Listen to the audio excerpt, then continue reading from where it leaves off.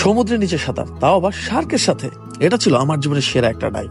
বাপ জন্মে কখনো সমুদ্রের নিচে সরাসরি এত বড় মাছ দেখি নাই। তবে এই জিনিস দেখার জন্য আমাকে যেতে হয়েছিল ফিলিপাইনের অসলোতে, আর উঠে রেডি হতে হয়েছিল মধ্যরাতে, কারণ হোয়াইল্ড শার্ক দেখার সেরা সময় হচ্ছে একদম সকালবেলা। আর লাইফে ফার্স্ট এমন কোন এক্সপিরিয়েন্স নিতে যেতেছি, সেটা হচ্ছে শার্কের সাথে গোসল, যেটা ভাবিও নাই।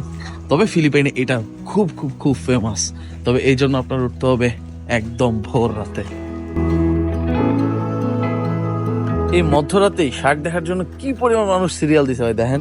এই যে দেখেন, এটার ভিতরে সব শার্ক দেখার জন্য। আর আরো তো মানুষ এখনো আসা শুরুই করে নাই, দূর দূরান্ত থেকে যারা আসবে এরা আস্তে আস্তে এখানে মনে হয় সকাল 6টা থেকে তখন শুরু হবে, কিন্তু আরো ভিড়।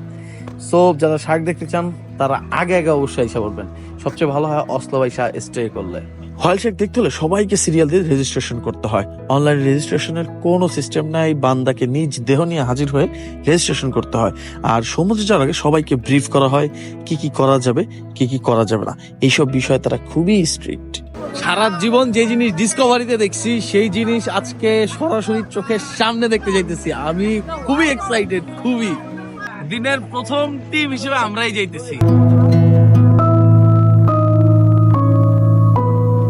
নির্ধারিত জায়গায় পৌঁছাতে হঠাৎ ভুস করে ভেসে উঠলো বিশাল একটা শার্ক। চটজলদি স্নরকেলিং মাস্ক পরে নিলাম। এরপর যখন পানিতে নামলাম, হঠাৎ বিশাল এক হোয়েল শার্ক একদম আমার পাশ দিয়ে চলে গেল।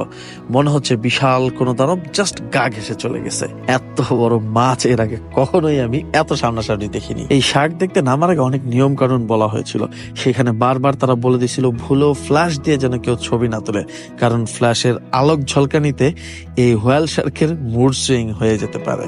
যারা সাঁতার জানেন না তারাও এখানে যেতে পারবেন, ছবি তুলতে পারবেন, শার্কের সাথে সাঁতার কাটতে পারবেন, কারণ এখানে প্রত্যেকটা বোটেই একাধিক গাইড থাকে পর্যটকদেরকে ঘুরিয়ে ঘুরিয়ে দেখানোর জন্য এবং ছবি তুলে দেওয়ার জন্য। সব মিলিয়ে এখানে শার্কের সাথে গোসলের সময় দেওয়া হয় 30 মিনিটের মতো। তবে আমার কাছে ব্যক্তিগতভাবে মনে হয়েছে মাত্র কয়েক মিনিট।